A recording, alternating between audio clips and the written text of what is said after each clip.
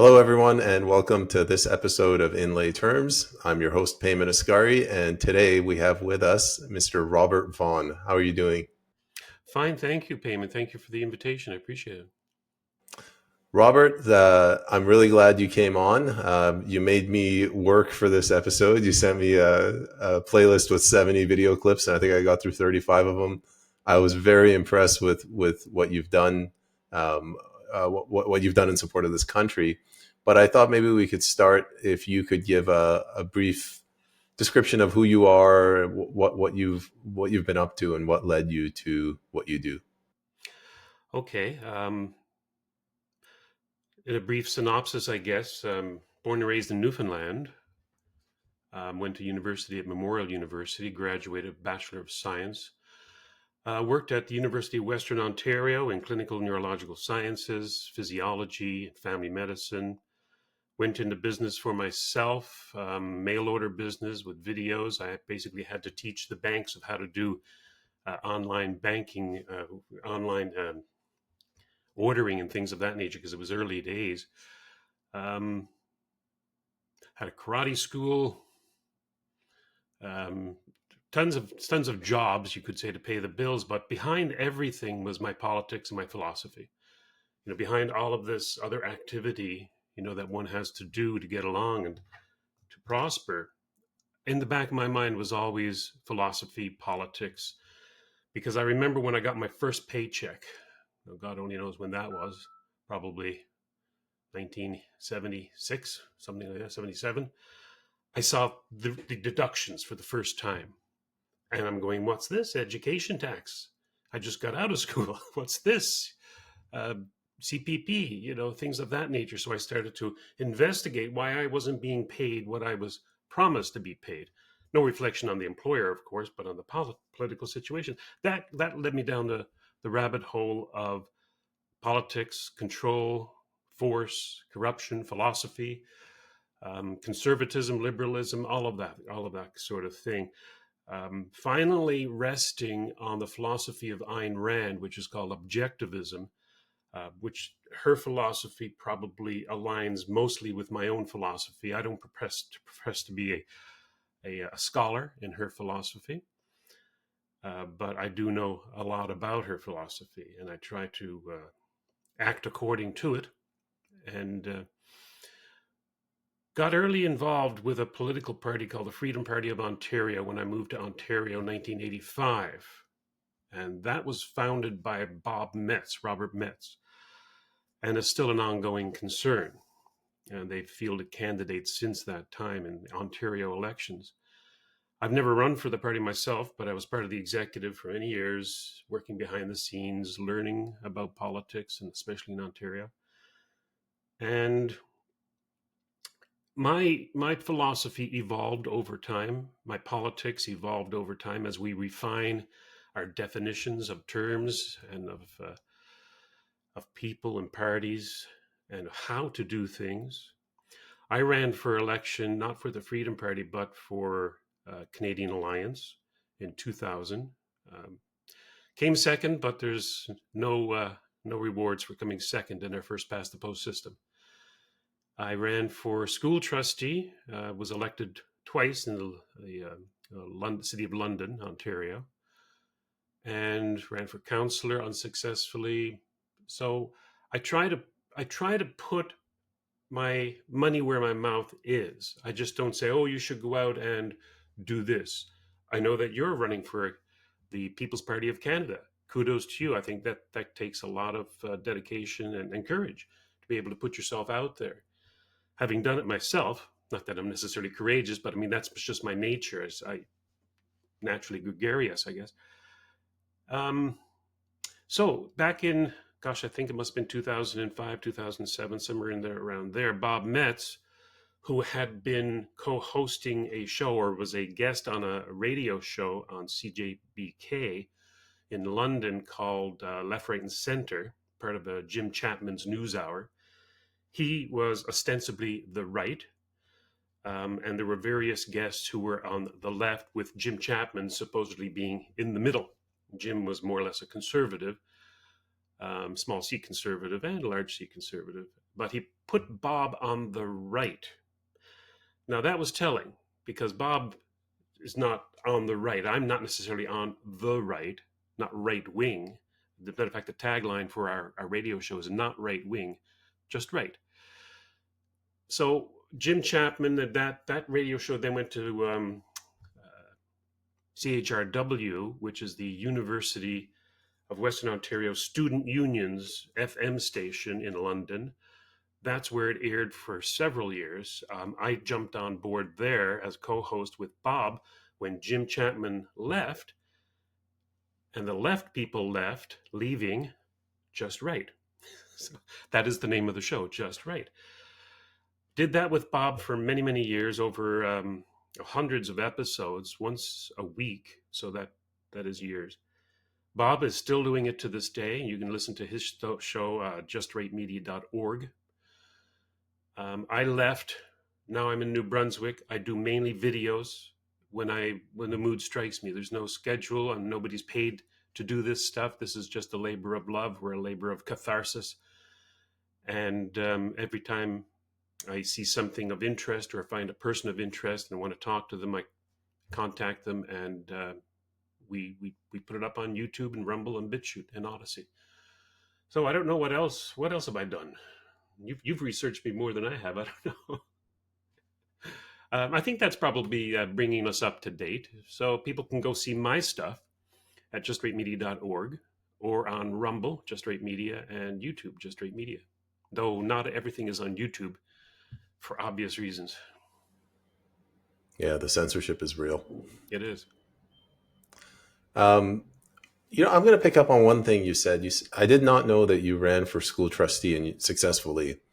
Can you tell us? I spoke with one girl up in the BC Kootenays Lake, and she's run unsuccessfully twice. Emily Duggan.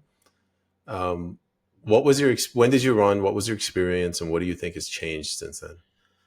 Oh gosh, this was the 90s, late 90s. The exact dates I don't know. 97 election, I think, was one of them. I first ran when I got involved in education because, again, through my reading of philosophy and my engagement with politics, I learned that our culture is driven by the media and by the schools. That is where people learn the culture. Of course, there's the family, there are associates, there is other influences, but primarily it is through our own media and through our own education system. Very important. And I read a book called Why Johnny Can't Read. That struck a chord with me, met up with some people in London of like mind with the London Middlesex Taxpayers Coalition. And we decided to run a slate of candidates under the London Middlesex Taxpayers Coalition for council and for school board. I lost my first run out. So the person who you were speaking to, she should not lose hope.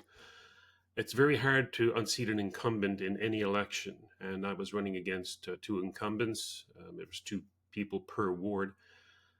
But one of them stepped down. And so the next election, I won.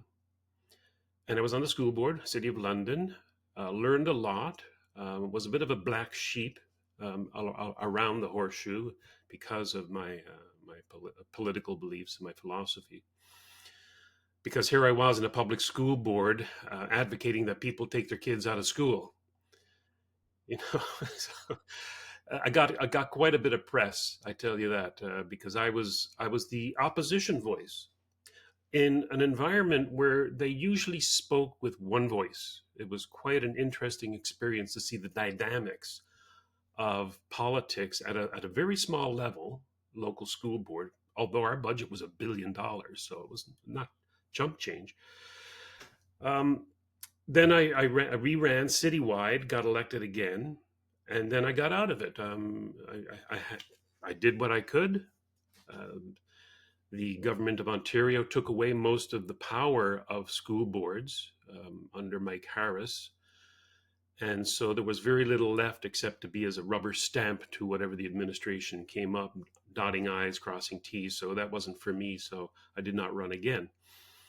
But education is so important to our culture, and people who have children in the system, the public education system, and they vary across the country, but not by much, they really have to be aware of the indoctrination that the children are being subjected to.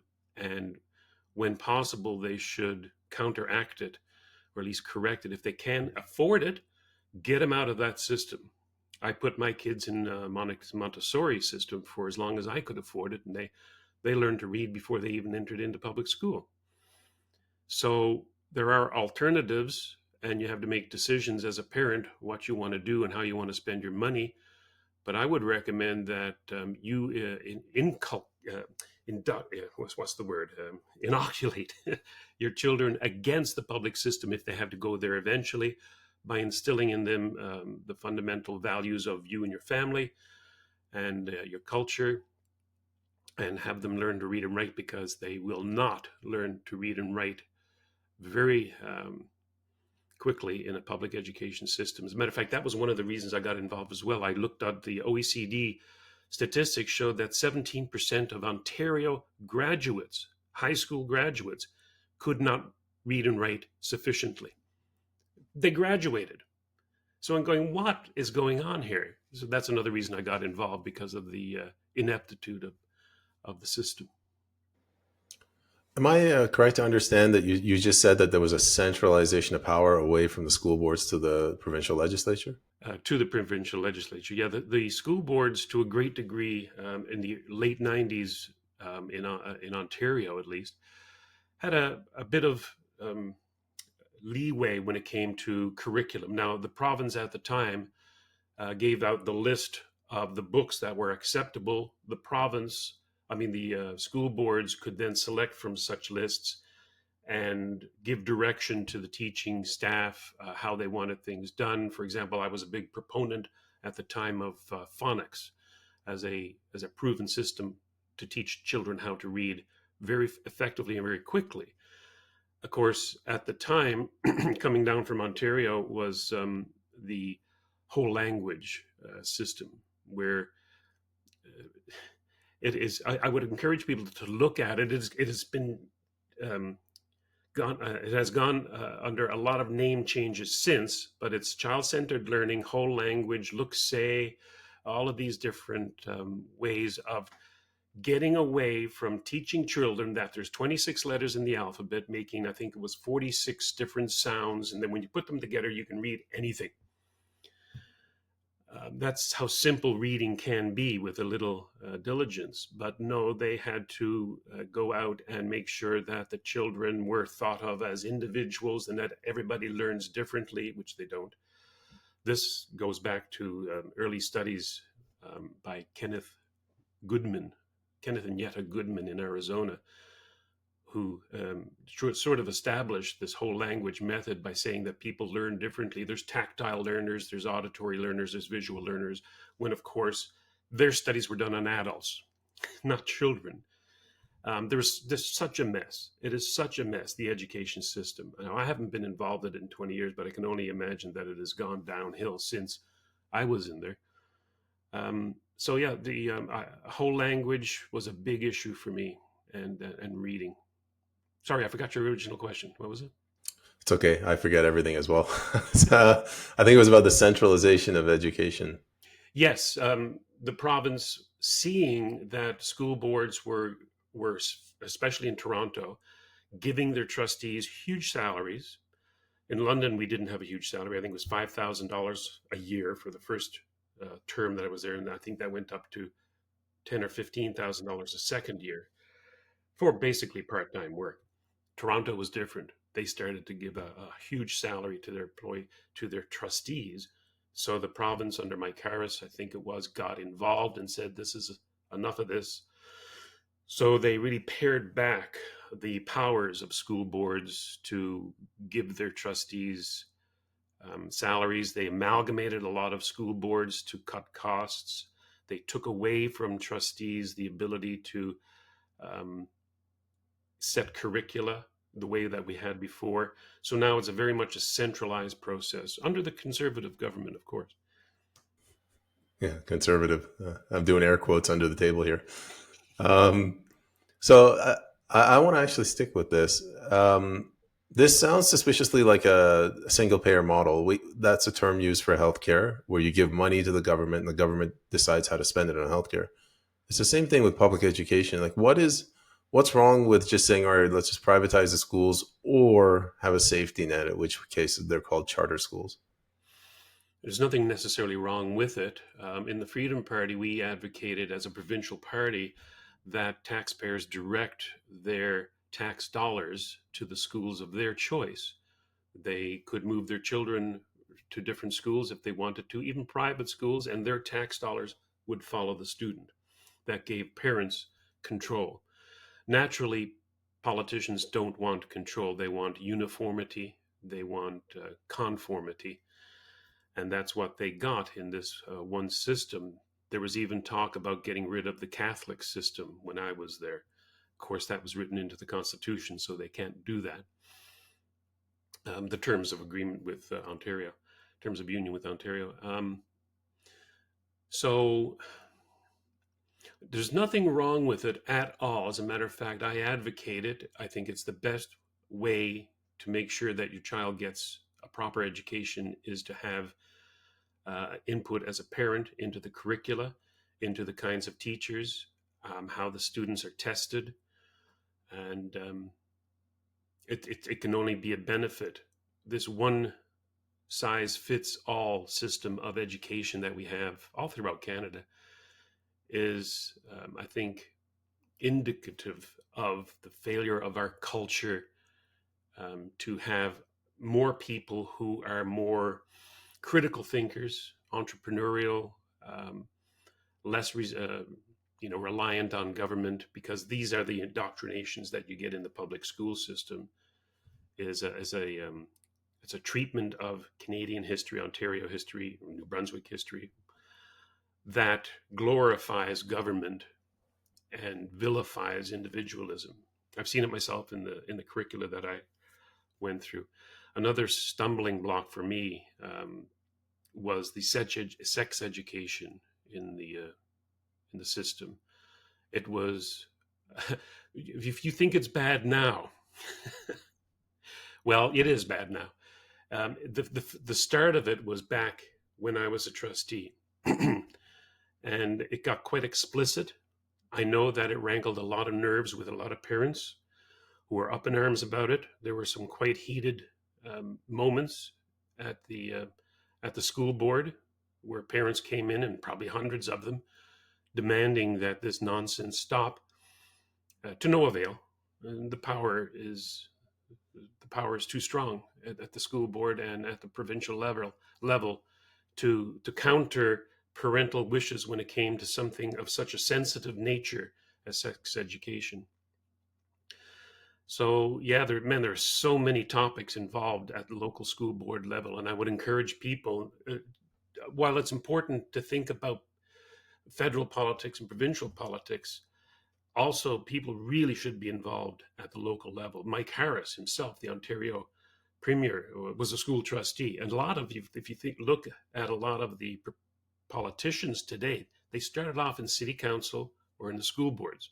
That's where they got their feet wet. That's where they started to make their alliances. That's where they got to meet people, to network, and to become premier and a member of parliament or provincial parliament.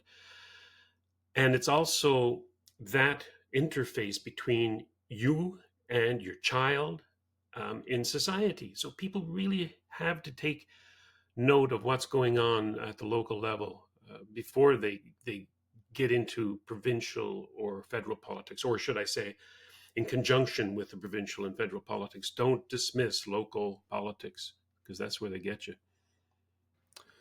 I'm going to skip ahead a bit, but you interviewed a PPC candidate. I think his name is Professor David Haskell, if I'm Yes. pronouncing it right. And he gave a really fascinating story. He said he originally thought about running for the Conservative Party, and he went to them. He said, "Hey guys, I want to talk about these things," and they're like, "You can't talk about that because we might lose the election." And he turned around and he said his interpretation of that was they don't want leaders, they want followers. So my interpretation of his interpretation is these political parties, they're almost like a filter system that keeps people like you and me, free thinkers, out, and then it lets the ones that are easily manipulated in. And now my question to you is, do you agree or disagree with me that that's a part of the problem, that we're drifting towards socialism? I don't know that it's related to socialism per se, and I both agree and disagree with you that it may be a problem. There is a function to political parties in the British system, the Canadian system, and that is that under our parliamentary system, we talk about the Prime Minister garnering enough members of parliament behind him to become the Prime Minister. We talk about the Leader of the Opposition getting enough members of parliament behind him to be second, the leader of the loyal opposition.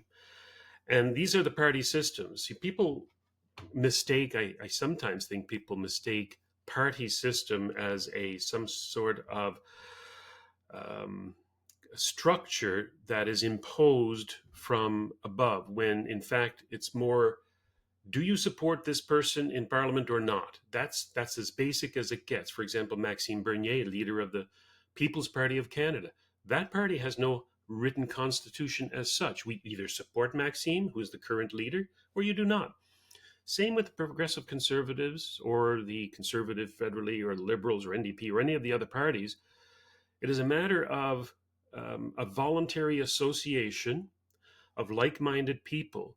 Now, here's where we get to the crux of your question, in that when you're in Parliament and when it comes down to a vote, especially a confidence vote like a budget, if you want to be part of that party, you have to vote the way you're told to vote. It's as simple as that. That's how the structure works. You don't have to. You don't have to be a member of Parliament who votes different than your leader, or the same as your leader. But then again, the leader doesn't have to endorse you come next time election, right? That's as simple as it gets. Now they've muddied the waters with election finance rules and other rules in Ontario, which, by the way, are absolutely draconian. I don't know what they are in British Columbia. As a matter of fact, I don't even know what they are in my province in New Brunswick now. But in Ontario, where I wet my whistle, is so to speak, with politics, the rules surrounding political parties, especially finances, are absolutely authoritarian and draconian, and are absolutely unnecessary. But I hope I addressed your question in that, yes, Maxime, for example, in the People's Party, has surrounded himself with candidates who are very, very um, open about their views. And he, as I recorded him speaking once, when somebody asked him, "Can I say this?" he says, "Feel free." With that double entendre, it was wonderful.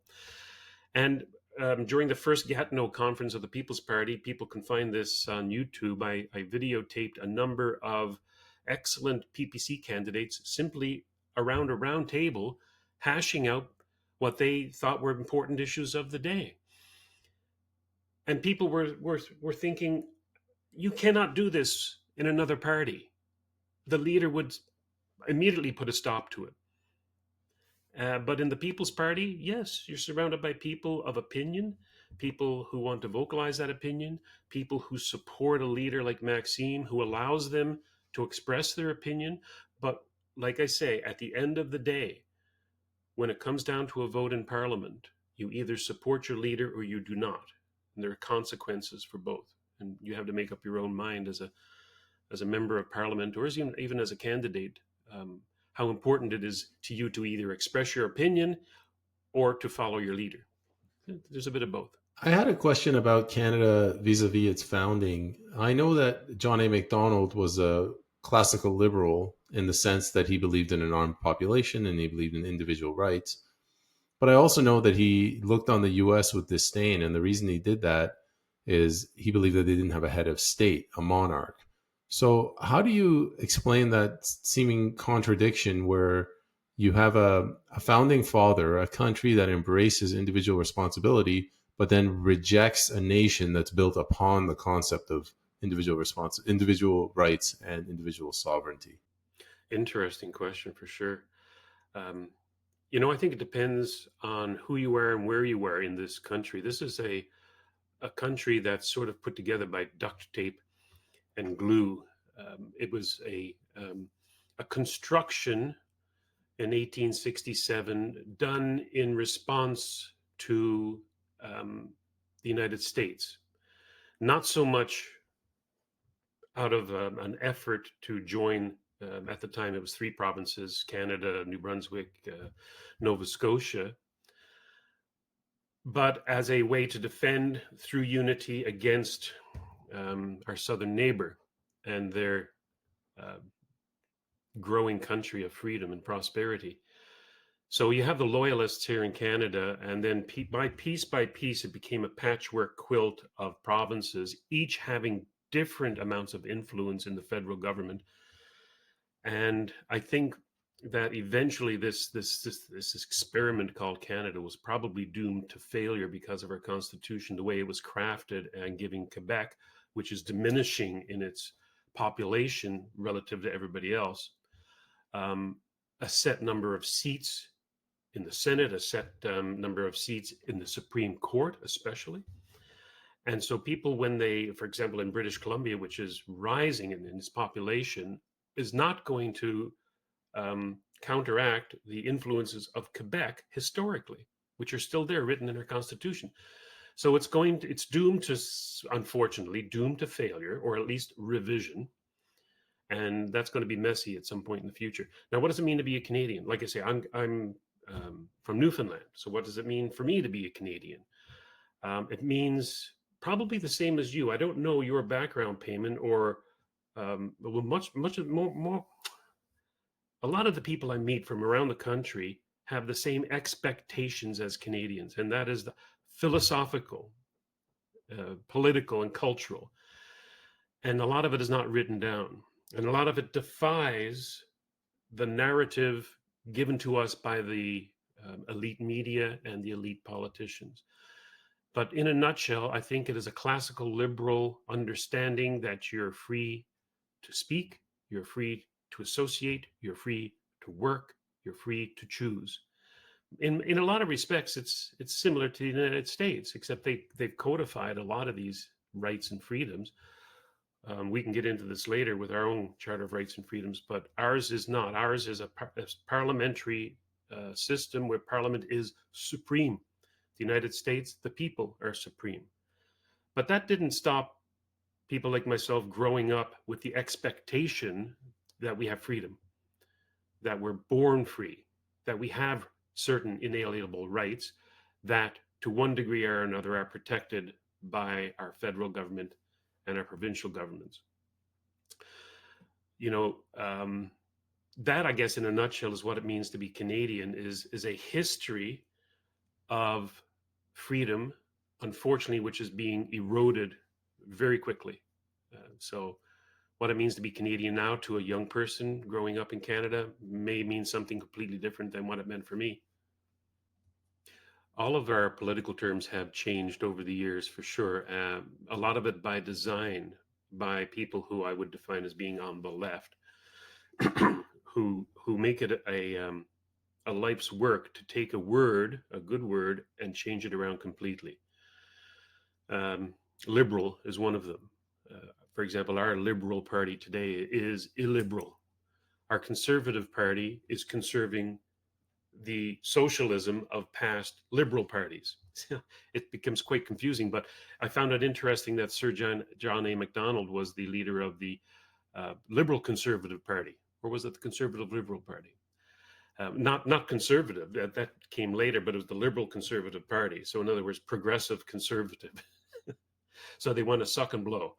They want to have their cake and eat it too, right? So I don't know what to make of that, but I think it's somewhat of a dangerous thing to go back and look at the terms that we used 150 odd years ago to define a particular politician's philosophy and think that that is what they mean today. They're not. Sometimes they mean something completely different. So, yeah, classical liberalism in the sense of the Whig Party in Britain was very much individualistic versus the crown, versus the sovereignty of the monarch. Very much free speech versus a conservative devotion to structure and tradition. And I found it interesting when I did my own research on what it means to be left and right, that it started with the French Parliament during the time of their revolution, where the people who were with the king at the time sat on sat to the king's right, and the liberal people or the anti-monarchists sat to the left. And the reason they split was because it came to blows, it came to violence, and so they all went over to one side to avoid being attacked by the left, actually. And so that's where we get our left and our right originally. It's come to mean different things, and Bob Metz and I at Just Right have talked about this at length. About we've decided that there is no spectrum of left and right. Liberal, conservative, both lie on the left, and the left right spectrum is actually a dichotomy. There is right and there is wrong. Everything left is wrong, everything right is right. No, there's truth and there are lies. There are there are rights and then there's violations of rights. When you talk about matters of degree, that doesn't change the nature of where you lie in this dichotomy. If you're a conservative and you say, well, as a typical conservative, say, well, now's not the time for doing this, which means that there is a time to do that. Or we can do it much more efficiently, which means that you agree in principle, but you just want to juggle the books a little differently. So conservatism is fundamentally in Canada, philosophically no different than the Liberals, the NDP, the Green, the Bloc. They're all very much statist parties. But as Breitbart said, politics is downstream from culture. So what they're doing is reflecting the culture of a country which comes to look at government as being the place that you go to for remedy in all things. You're poor, go to the government. You need a house, go to the government. The government should provide you with healthcare, education. That is our culture. It's unfortunate. But so what does it mean to be liberal or conservative in such a culture, in such an environment? It means very little. Like I say, conservatisms are conserving liberalism. Liberals aren't liberal. New Democrats, I have to give them this. They're socialist, and they tell you they're socialists.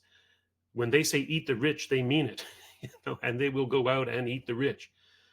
So of all the parties in Parliament, I think New Democratic Party are probably the most honest with their philosophy.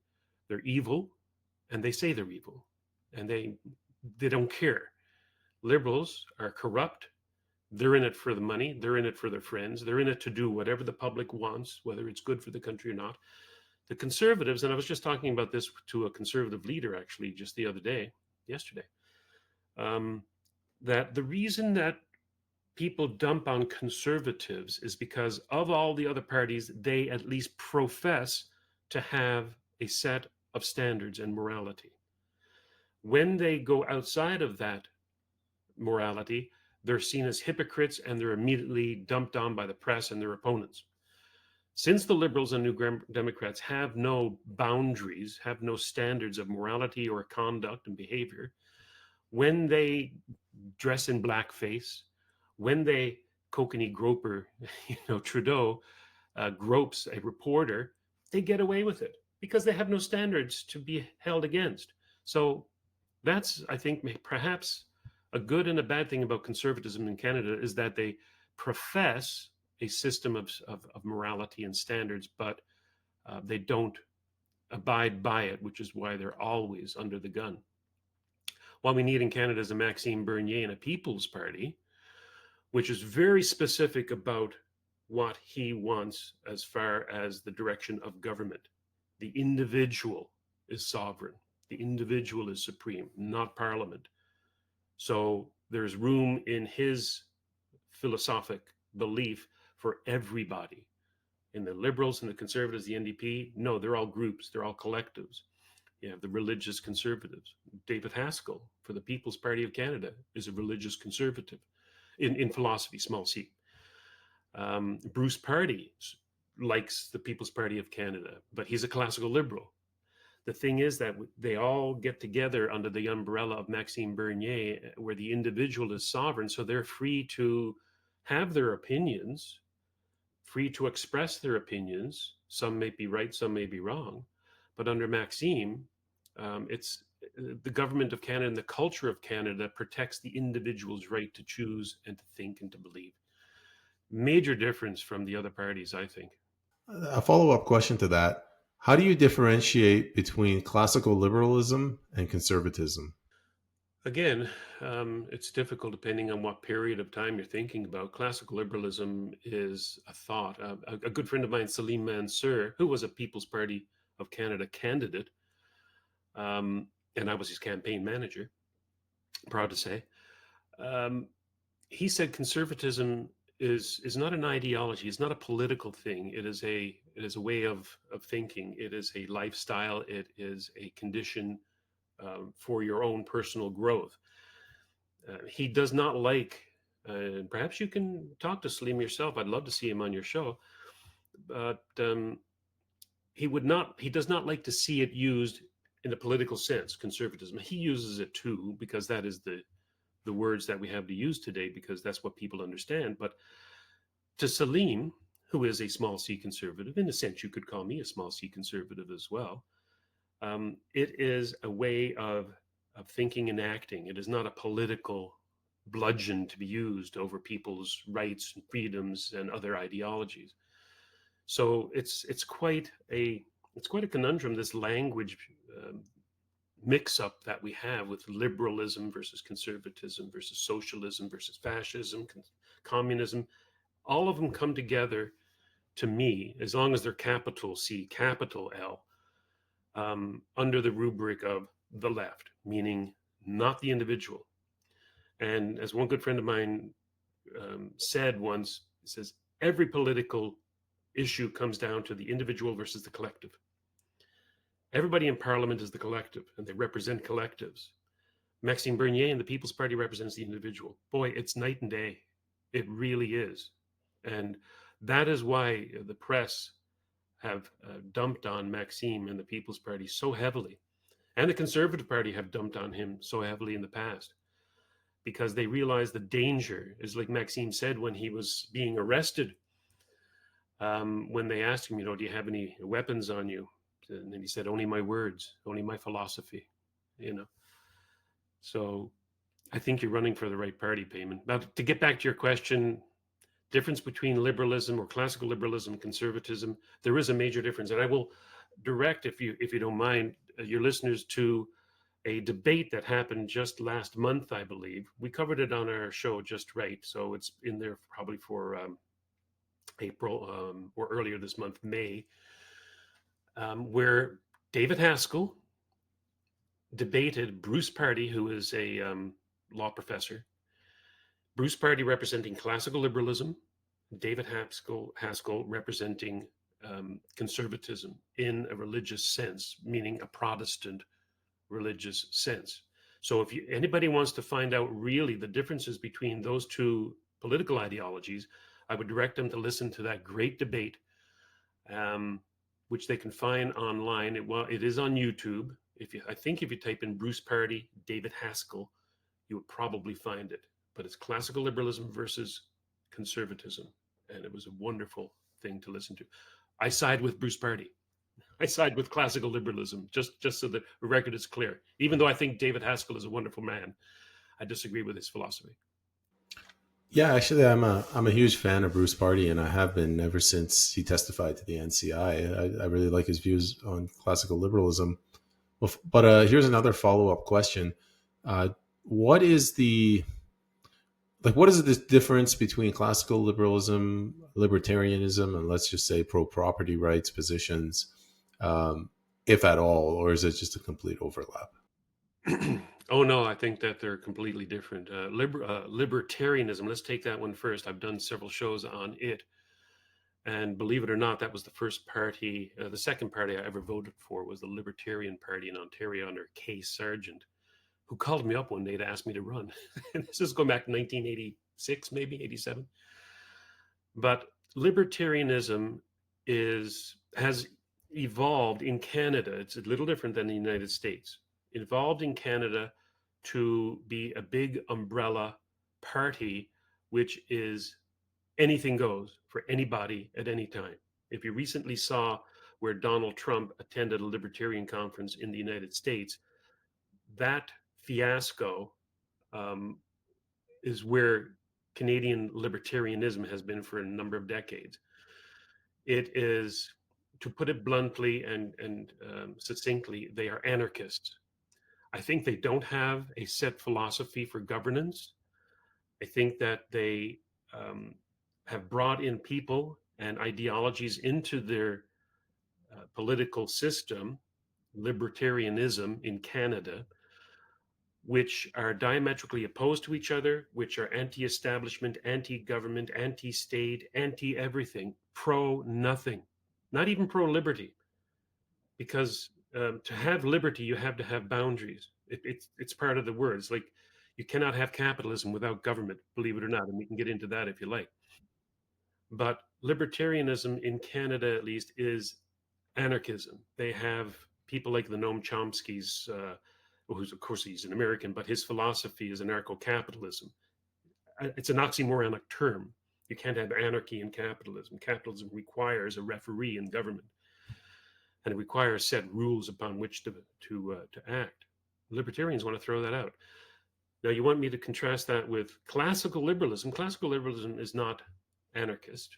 It believes in freedom. It believes in the usual freedoms that we are, um, brought up to believe in: association, speech, religion, thought, conscience. But there are boundaries. There is always society. Like, where your rights end, where my nose begins, type of thing. And classical liberalism is very open, but it has its own boundaries. Libertarianism does not, in my estimation. Property rights, again, this goes really to the heart of a lot of discussion. Property rights, to the libertarian, um, how can you have property rights if there is no government, first of all, to help you define the boundaries of property, to help you protect your property against transgressors, trespassers?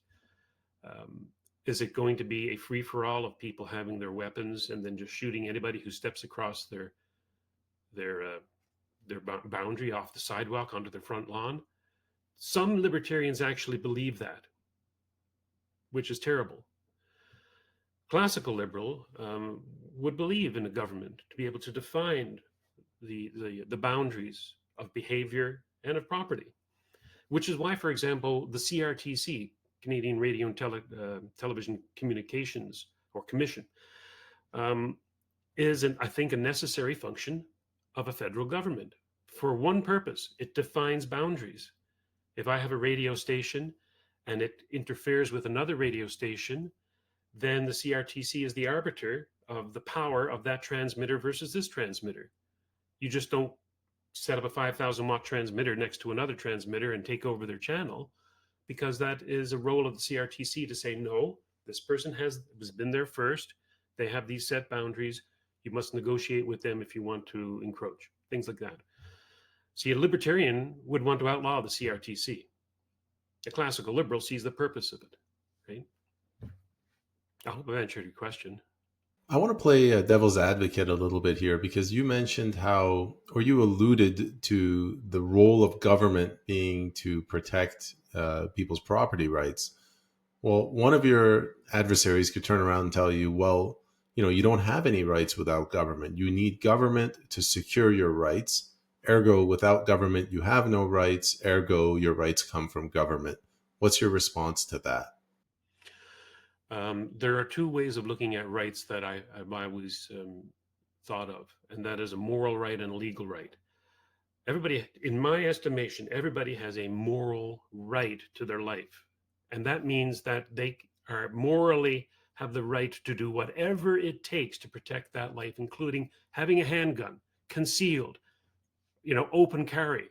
You have a moral right to do that, in my estimation, because you have a moral right to your life and to protect it. Legally, you're not allowed to do that. Legally, you can own some weapons. Legally, you cannot conceal them legally. You have to store them in certain ways, right? So there are legal rights and there are moral rights. When we talk about rights in government, we're always talking about the legal rights, how they have been enumerated.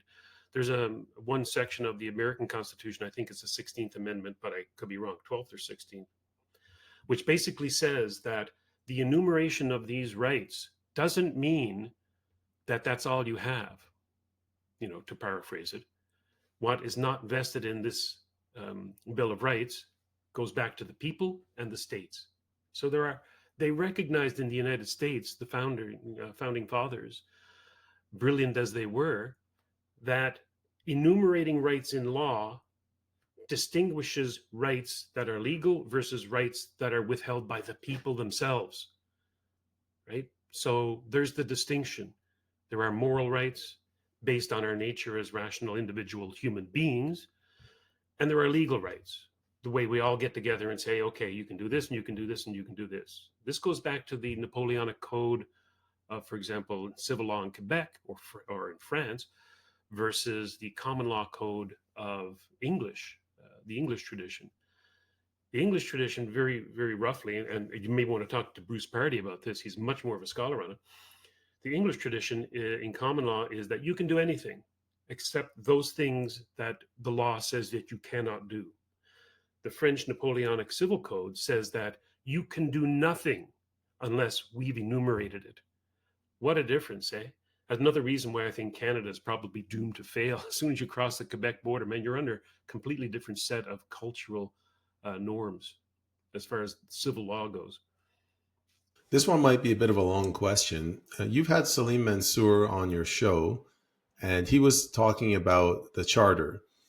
And it ties back to this Napoleonic Code. He claimed that Pierre Trudeau was just enamored with Napoleon's Napoleonic Code, and he wanted to bring it to Canada. But the majority of the provinces, 9 of the 10 provinces, were Anglo, which means that they had a tradition of British common law, which is based upon British supremacy, parliamentary supremacy, parliamentary sovereignty. And they kind of rejected that, and they said the only way that this is according to Salim, the only way that we will endorse this charter is if it's sandwiched between sections 1 and section 33. Now, these are my words, but my interpretation of that is the only way is if you have section 1, which basically says that so long as a judge agrees, the parliament can do whatever the hell it wants, even if it means throwing out your charter rights. And then there's section 33. Even if the judge doesn't agree, the parliament can still do whatever it wants. So that's how it was brought in. That was Salim's sort of interpretation, which I've simplified heavily. On the other hand, you have Brian Peckford, who emphasizes the word demonstrably.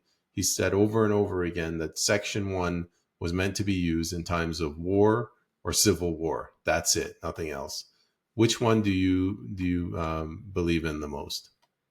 The thing about Brian Peckford, and I think that Canada owes a great deal of respect to Brian Peckford for standing up during the Freedom Convoy um, to explain what the founding fathers of the Charter of Rights and Freedoms, him being the only one left living, meant under Section 1.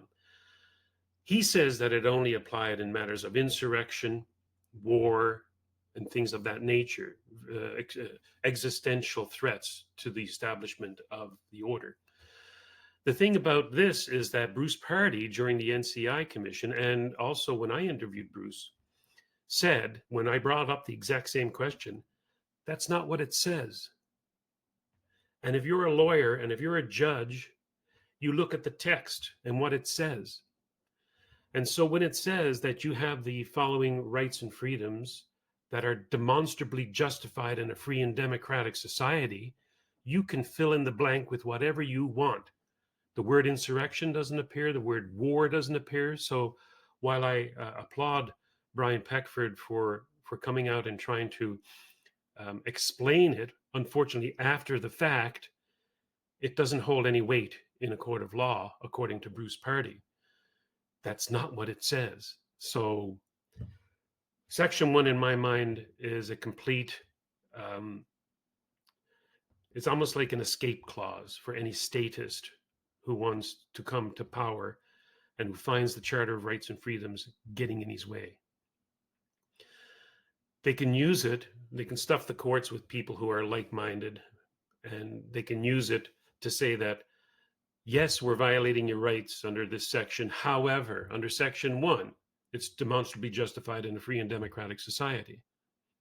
So Section 1 doesn't mean anything. Section 33, the notwithstanding clause, is a little different in that there are conditions upon which a province can use the notwithstanding clause. First of all, I think that it doesn't apply for every part of the Charter of Rights and Freedoms. Again, I'm not a constitutional lawyer, so correct me if I'm wrong. It doesn't apply to every section of the Constitution, only certain sections. And things that are used with the notwithstanding clause, the biggest example was Bill 101 in Quebec, which outlawed the use of English signs in business and said that they have to be of smaller text. You can use English, but it has to be not as prominent as the French. A violation of a businessman's right to express himself and to advertise and to speak. Yes, we're violating your right. However, we're using the notwithstanding clause to say that tough. So yeah, that's quite a document we have, the Charter of Rights and Freedoms. And again, while I love Brian Peckford, fellow Newfoundlander, for standing up for what he thought it meant, it doesn't mean that. On the issue of immigration, I'm going to read something you said on your show once. You said, "Isn't it a somewhat classical liberal notion that people should be left alone? If they want to come to this country to be citizens, they should be allowed to." Here's another devil's advocate position. Your adversary could turn around to you and say, well, if you're a classical liberal, why aren't you leaning into unfettered immigration? What's your response to that? Well, if I was king of the forest, or king for the day, this is what I would do as far as immigration goes. I'm for open immigration, but I'm not for unfettered immigration. I'm for the rule of law. If you want to be an immigrant into our open societies, I welcome you with a number of caveats, a number of warnings, a number of conditions. First of all, you come through the front door. You don't cross at Roxham Road because you found a loophole that you think you can exploit. Sorry, no, out you go. You come through the front door. You say, look, here I am. I want to be a permanent resident of Canada or a citizen of Canada. Great, welcome. You know, you're not a criminal. We do a background check because the criminals, we don't want you. You know, you used to be you don't have any infectious diseases, but with the health and hygiene we have today, I don't even think that's appropriate to even apply anymore. So yes, there are conditions upon. There's no right to be an immigrant into our country or any other country for that matter. You don't have a right to do that. The rights, legal rights, again, I'm talking about here, are written and are the code of society. And there's no right for a Somalian to come into Canada. None whatsoever. We can say no. As a matter of fact, I was just reading a paper, it was about 100 years ago now. I go through some old newspapers quite often, where these nuns and priests were kicked out of Somalia because they were proselytizing. They were trying to convert the Muslims of Somalia to Christian. The Somali leaders didn't like that. They kicked them out, and there's a picture of them boarding the plane. So it wasn't 100 years ago then by that. It may have been 60 years ago.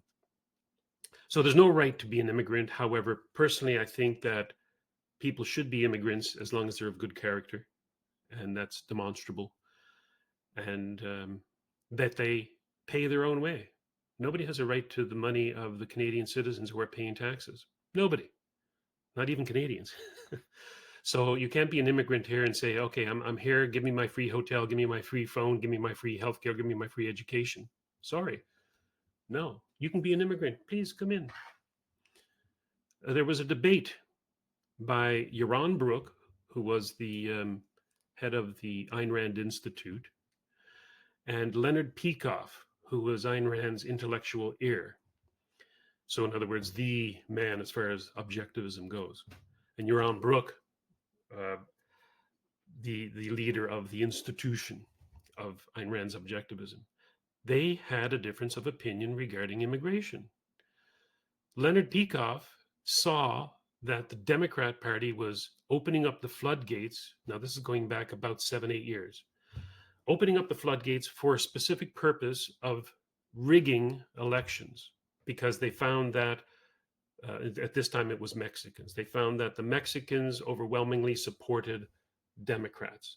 So they allowed the Mexicans to come in easier or more easily than they would normally have been allowed in a way of gerrymandering, or not gerrymandering, but rigging elections in favor of the Democrats. So he was opposed to it because he knew why it was happening. Yaron Brook was very much a libertarian in this respect, in that he says that it should be easy to be an immigrant into the United States, but not a citizen. You can come into the United States, again, as long as you're of good character, but you cannot be a citizen. In other words, you cannot vote, at least federally, unless you have passed certain conditions, one of them being a lengthy residency in the United States. I side with both of these people because both of these arguments are valid. I'm for open immigration for people of good character, but you just can't be a citizen overnight, because being a citizen means that you can vote. As a matter of fact, it's basically the only extra right that you get as an immigrant over a permanent resident. Permanent residents can do almost everything that we can do as citizens except vote. So when you can start to influence government with the vote, that requires that you have been of good character for a good length of time, at least 10 years, maybe 15. Have obeyed the laws of the land, did not come here illegally by jumping the queue and coming across Roxham Road or wherever. Unless you're a refugee, there is a difference. And that's my opinion on it. Easy to be an immigrant, hard to be a citizen. What do you think? I believe the PPC official position is that we're willing to let in 150,000 immigrants a year. That's the cap we're setting. But my personal opinion, I like the system of the Gulf states, the Emirate Gulf states, where it's very easy to go there to work, to live, to prosper, but it's very difficult, if not impossible, to get citizenship. Now, I don't think it should be impossible in Canada, but I think we should reduce the red tape to let people to come here and work and contribute to the country. But I do think that we should somehow increase the threshold for who becomes a citizen. Now, how that works out in practice, I don't know. I haven't, we'd have to sit down and figure out how you're going to filter out. So first you'd have to identify what your vision is as a country and where do you want to go in 100 years. And then you want to come out, you want to have I kind of want to say a filtration system, but a system to weed out the people that wouldn't be in line with that vision and going into the future. Yeah, well, so it seems that we're of a similar opinion on this one. But yeah, I think it's a very sticky issue. And if you think about what Maxime Bernier has said in the past, by the way, Salim Mansur was crucial in developing the immigration policy for the People's Party of Canada. And he is an immigrant himself. He was born in India, in Calcutta. He's a Muslim. He came, first of all, to the United States and then to Canada, where he's lived and has become more of a Canadian citizen than most people who are born here, if you ask me. But what they recognize is that while we have this ideal of open immigration for people of good character, we don't live in a free society. We live in a socialist society. We live in a society where your healthcare, your education, much of your living is subsidized by the state, meaning other people. So there has to be some sort of numerical limit on what this Ponzi scheme of socialism that we have going right now can endure and still be maintained. So when they say, for example, that, and this is what the People's Party's limit was, I think it was 100,000 a year should be able to come in through the front door. That's actually more than some liberal prime ministers in recent memory, like Jean Chrétien, I think had 50 or 75,000, the number escapes me. But back in the day, even under Pierre Elliott Trudeau, I think it was 50,000 or something of that nature. People can go back and find these numbers, but you will be surprised to find out that nowhere does it say that you could have 1 million people come in, or 800,000, which is what the Conservative Party and the Liberal Party of today want. which is totally unsustainable in a socialist world that we live in. So if I can kind of take what you just said and maybe reword or repackage it, what you're basically saying is that if you have this massive social state where you're giving all these social services and you have a welfare state and massive taxation, you then can't have unfettered immigration. Like the two just don't go together. If we had zero taxes, okay, then maybe we could talk. But as it stands, you can't have an open border policy. I would agree with you. I think that citizenship. See, this is a muddied water that we tread. When you're talking about a failed system, socialism, which is what we have, more specifically, this fascism, not in the Hitlerian sense, but more in the Mussolini sense, where the state is the father of you and cares for you at the expense of everybody else. Yes, if you want to come into this society and you say that I want to come into this society, I know that I'm 100,001, but I promise that I will not take any of your money in social welfare. And if I do, or if I am destitute on the street, you can kick me out or whatever. I mean, put a condition on it. But I like your response. Yeah, there should be conditions on the use of taxpayers' funds for immigrants coming into the country. I'm all for open immigration, but in a socialist world, there have to be limits. Otherwise, well, maybe I'm shooting myself in the foot here. I'd like to see the end of socialism. Maybe everybody should come in so that socialism collapses. I don't know. I wanted to read some stats that I actually got off one of your shows, one of your episodes. So this is immigration caps. Pierre Elliott Trudeau in 1984, he capped immigration at 88,000. Brian Mulroney in 1987, he reduced it to 76,000. Jean Chrétien in 1996, he reduced it to 70,000, but then increased it to 250,000. And then Trudeau, starting in 2020, he set the cap to 340,000, then 400,000, then 500,000. It's almost impossible to know how many we have now. It's some say upwards of 1 million, some say upwards of 2 million, depending on how you characterize immigration. What are your responses, or what's your opinion on this? Yeah. I think they're upwards of 800,000 to a million now per year. And to put that in perspective, in my home province here now of New Brunswick, the population is 800,000. So it's the equivalent of the province of New Brunswick every year coming in, right? It's unsustainable. Where are they going to live? Housing prices have gone through the roof. People are living on the streets because they can't afford houses. You know what? A one bedroom basement apartment in Vancouver, tell me what that's going for. $3,000, maybe more, 2,000. It's still outrageous. And why? It's because of immigration, unfettered immigration, putting an unnatural burden on the infrastructure of the economy that we have. We can't build houses fast enough. And by the way, it is not a function of government to build houses. So when Pierre Poilievre or Justin Trudeau saying we're building more houses than the other fella, no, you're just getting rid of red tape. You're subsidizing business. Whatever you're doing, you're not building houses. By the way, it was their problem to begin with. So I'm noticing with housing, it's sort of that phrase, "Never let a good crisis go to waste." So the province realizes that there's a housing crisis, and they've come in and they've taken over municipal land planning, and they've centralized power in their own hands, which makes them happy. They're upzoning properties, for example. They're saying, you must build at least 3 floors. If you're this distance away from the subway, you must build 20 floors. And the property owners, they couldn't be happier because their property value goes up. Before they were restricted to 1 floor, now they can do 10 floors. So no one's listening to me when I'm sounding the alarm and I'm saying this is a property rights violation. The government's coming in and telling you what you can, or in this case, what you must do with your property. What are your views on that? yeah, interesting. There was a series of lectures given by a neoclassical urban planner by the name of Andris Dwany, Duany, I believe, Andris Dwany. Maybe about 40 years ago, I caught it on TVO, TV Ontario, where he was giving a presentation at the University of Ontario about how cities should be planned. And he was quite convincingly showed us that central planning of the nature you're describing is terrible and is destructive and will fail. Fail in the sense that it will involve rising crime.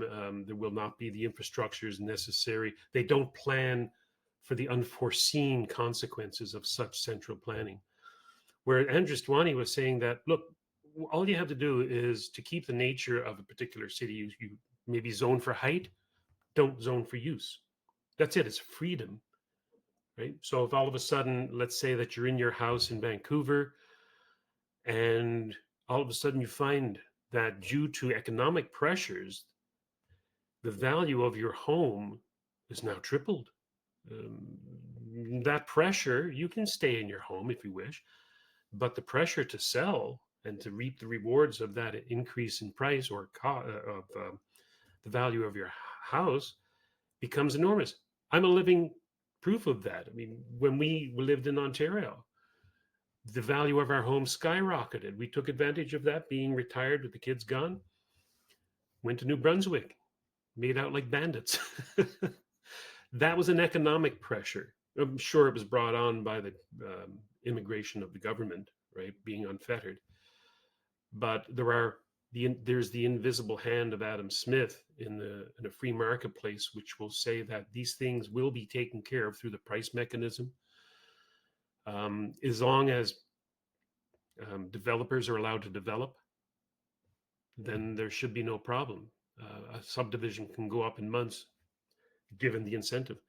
The problem is that, for example, let's use this as an example. In Toronto, there's the Green Belt, which is a horrific idea because now you have this Green Belt, and Ottawa has it as well. This Green Belt beyond which people, you cannot build on it, you cannot live on it, you cannot have commercial enterprise on it. It's a Green Belt. So what they were finding was that now the developers have to go out to Orleans in outside the green belt in Ottawa, and so that has huge built up.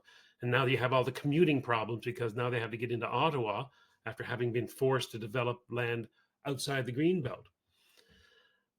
Farmland in Ontario can't be severed as easily as one might hope or wish. Right? You may have a 60-acre farm. Which you can build up a small town on, but they're not allowed to because the government says, nope, this is zoned farmland. We want it for farmland. That's it. You can't alleviate the housing problem. So, yeah, the free hand of capitalism should be able to take care of all of these issues, as long as the government gets out of the way through the price mechanism, through the lack of stupid regulations. I don't know. But we live in such a complex mixed society, it's hard to say here's the ideal, this is where we are now, how do we get from here to there without causing conflict? It's very difficult. On the issue of the Greenbelt, I believe the federal government of Canada is the single largest property owner on the planet. And I believe 98 or 96% of British Columbia is Crown land. It's owned by the government. So I wanted to know what's your view on Crown land?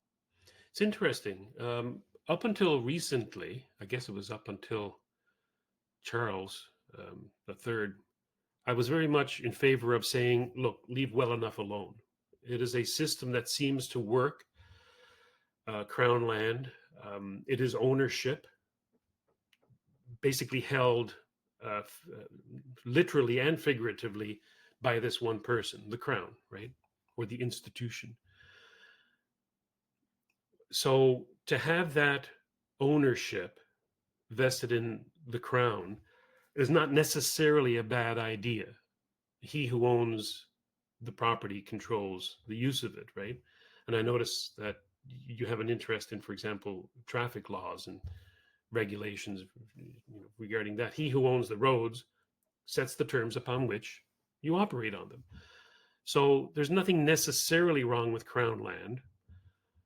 It's completely different than in the United States, where I forget the name of the case, Quito or something like that, where Kilo, I guess it could be. What the case was this: that there was a private property owner, paying X amount of property taxes, a big business comes along and says, we want this person's land, we'll pay more taxes because we want to set up a commercial enterprise. The court said, go ahead, take their land because you're more of um, a creator of property tax than this person was. So she lost her land. I think that there are certain things in Canada that are better than that system with Crown land, but I'm not an expert in it.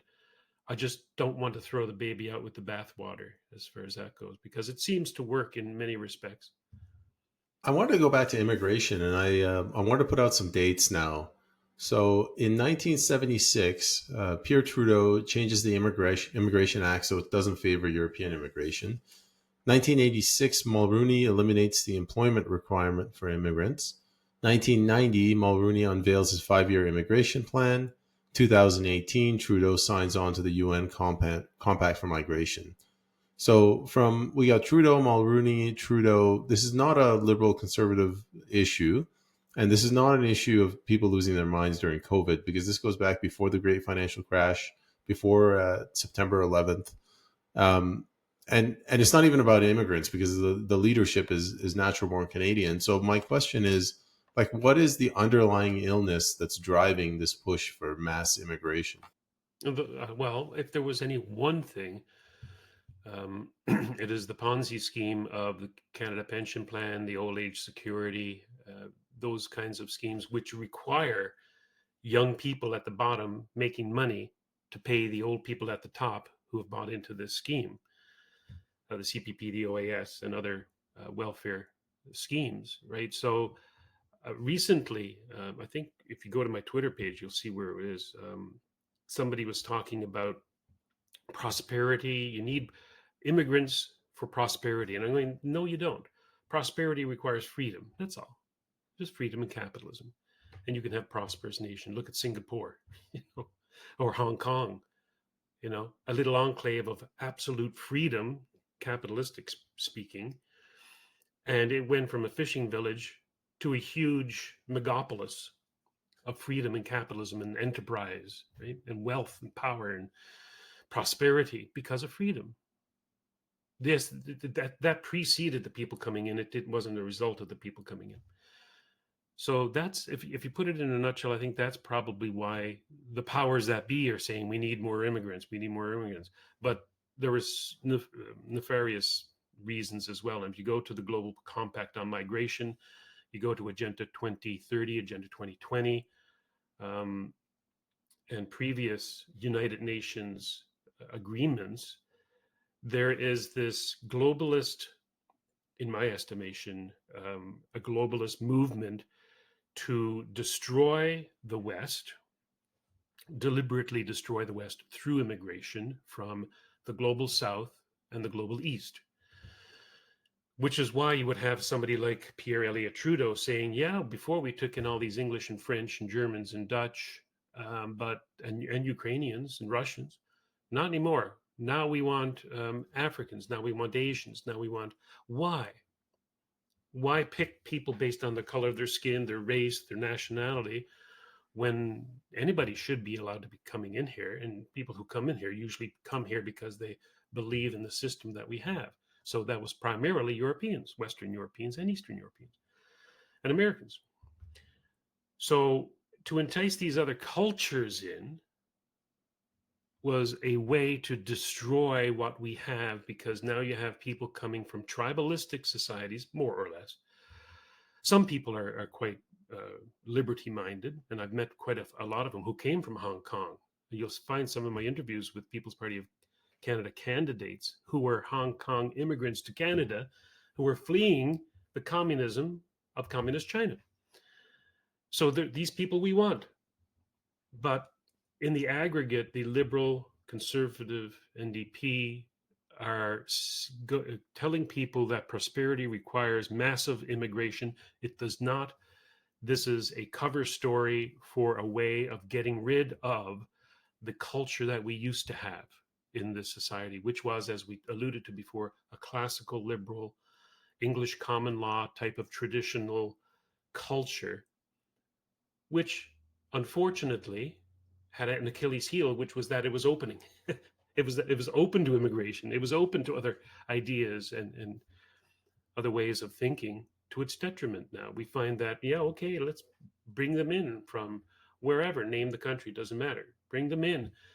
Yeah, but these people want to generally mutilate their women. These people want to put women's in bags, and or these people, think that anybody who looks at their daughter should be shot.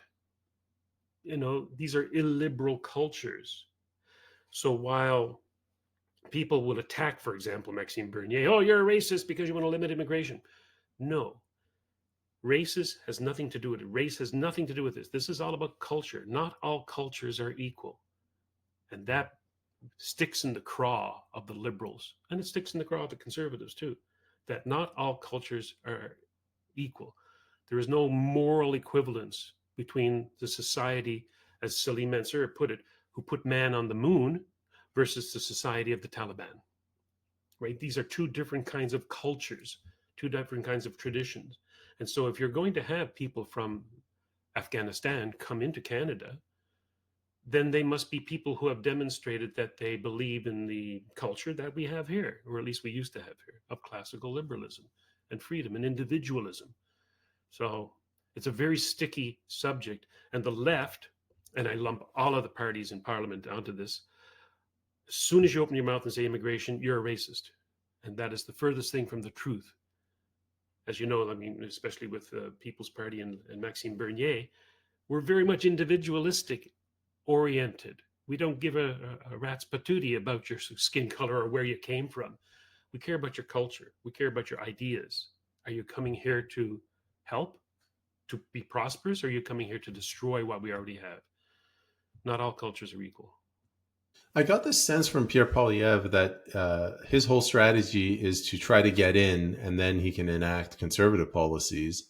So he's trying not to rock the boat, whereas the media is just relentless in their attack and their assault on Pierre Poilievre to try to get him to come to the center.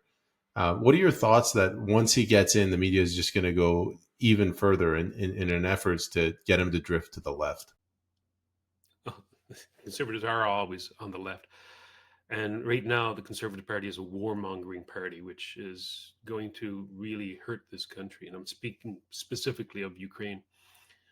And Pierre Poilievre wanting to go to war basically with Russia. We are in a de facto war with Russia because of somebody like a Poilievre and a Trudeau and a Singh. But that's a digression. They're already on the left, Payman, and you are what you do, not what you say.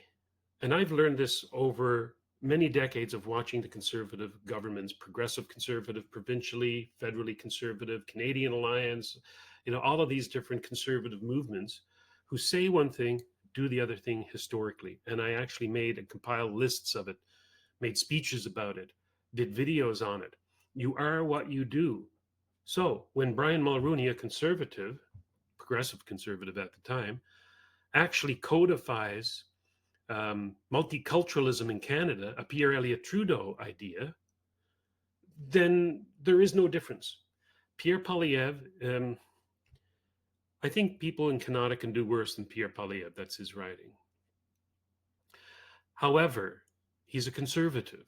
He leads a party. He must have the support of the caucus. When Maxime Bernier did not win and lost to Andrew Scheer, Maxime says, that was probably the best thing that happened because he would not have had the support of the caucus, the backbenchers, the other conservatives. It would have been a short-lived leadership.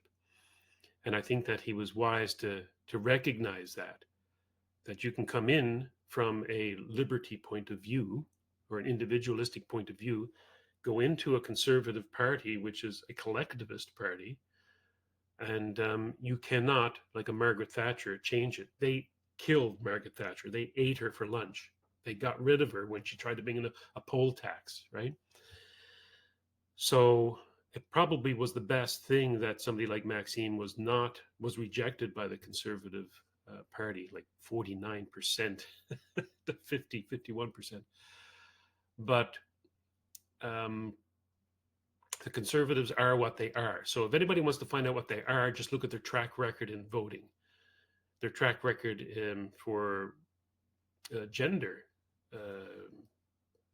what was what was it? They all stood up and applauded when they voted en masse, the entire parliament, Conservatives included, to say that nobody should talk to a child to try to talk them out of having their gender changed. The exact phrasing of that law you want to go and have a look at. But they're right on board with that. They're right on board with the immigration. They're right on board with taxation, but they will do it more efficiently. They're right on board with everything, and at least philosophically and principally, which is why they use the pat phrases, now is not the time. We can do it much better. We can do it more efficiently. That's a waste of money. They're not ideologically different than the Liberals or the NDP. The Liberals don't really have an ideology. The NDP have the ideology. So what's going to happen? I don't know, but I think you're right. I go and follow 338canada.com, which has been really good as far as predicting elections. And they show that, yes, Poilievre's Conservatives will win a vast majority. I think it's because people are really sick of Trudeau and the Liberals, and also sick of the carbon tax. Because I tried to go back and see, where did this support for Poilievre take off, and where did it fall for the Liberals? It started, I think, in the summer of 23, July of 23.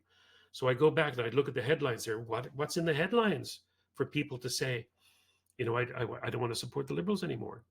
And there was really nothing there except economic data, taxation, price of gas, price of food. People are sick of it. So I think I digressed a bit from your initial question, but that's what you get sometimes when you ask an open question like that. So you mentioned Pierre Trudeau's vision for multiculturalism. I would ascribe that actually to Diefenbaker, who was before him.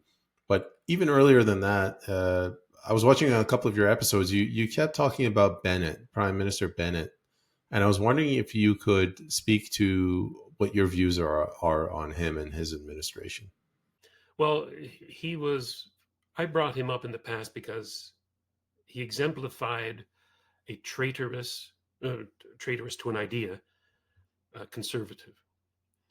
He came out in the 1930s. He was Prime Minister of Canada from 1930 to 35, if memory serves. So you're going back almost 100 years. And of course, conservatism then, liberalism then mean a little different than they do today. However, this was during the dirty 30s. This is during the Depression. This is during just after the First World War. It's after the introduction of central banking, the Federal Reserve in the United States. It's when Franklin Delano Roosevelt was in power. The New Deal was starting to get legs in the United States to help with the Depression, even though the government caused the Depression. So what happened to this conservative? He read the writing on the wall. At that time, there was in Canada communist parties getting traction, right? There was a massive movement for communism around the world. So what did he do? As a conservative, he set out, and this was a radio broadcast in Ottawa at the time. It wasn't written down, or it wasn't scripted, but people wrote it down after when they listened to it. He says, I am for reform. And reform means the end of laissez-faire, the end of capitalism. Because capitalism was seen as a failed policy, even though it wasn't capitalism that brought in the dirty 30s. It wasn't capitalism that started the First World War. It wasn't capitalism that started central banking and the Federal Reserve and the drift away from the gold standard. It was all government. So what does this conservative do? I thought he was an exemplar of true conservatism, which is, we're not conservative. We're not capitalists. We're not oriented to freedom and individual productivity. We are socialists. We are against laissez-faire. Laissez-faire, of course, for some of your listeners who may not know it, means let us do, let us at it. When somebody asked the king asked some businessmen in France many years ago, what can I do? They go, leave us alone. Laissez-nous faire. Let us do what we do. As businessmen, get out of our way. This was rejected by the Conservative Party in 1930-35. To this day, they have followed that mantra. They are not a party of capitalism. They are not a party of free enterprise or of individualism. They have gone to the dark side, if you will. They are socialists. Always were since that time, and probably always will be. There's no difference. There's only the People's Party. I want to get your opinion on the events of 1974 when Pierre Trudeau took the Bank of Canada and incorporated it into the Bank for International Settlements, where we went from a sovereign state bank to paying interest on the loans that we get. What are your views roughly on that? It's not my forte. However, I can talk in principles, not these specifics about the history of banking in Canada. But principally, I believe that we should move back towards a sound currency, not central bank. Even though if we have a central bank, it should be backed in gold or any other precious metal. It doesn't have to be gold. I think that people have to understand where a dollar came from originally, how it developed as an IOU, as a scrap of paper saying, I've got an ounce of gold in the bank, but rather than take out the ounce of gold, here's an IOU to say that you now own that ounce of gold. That's a dollar bill. That's what became money, right? Currency. Um, so when they understand how it all developed from fixed wealth assets being specifically gold and silver to what we have now, a system of credit not backed by anything, or going through the fractional reserve system, which led to this current state where I don't think Canada now has any gold reserves. You may know better than that on that particular issue. But now it's just simply a matter of credit. The federal government wants to spend $1 trillion on CERB payments, goes to the Central Bank of Canada, say, we want $1 trillion, thank you very much. They issue the credit, it goes into the Canada's bank accounts, they distribute that money. Inflation results. Where's the gold? Where's the paper? Where's this is stupid to put it in layman's terms. This cannot survive, and it will not survive, and there will be a great upheaval. I mean, I'm not just talking Alex Jones type of upheaval here, but I mean, it makes perfect sense to say that this system of free credit to a government cannot survive. If that's the case, if a government can go to the central bank and say, a federal government can go to the central bank and say, give us $1 trillion, and they do, which they have done, why are we paying income tax? They don't need our revenue. They can devalue the currency immediately by going to the Bank of Canada and saying, give us $1 trillion.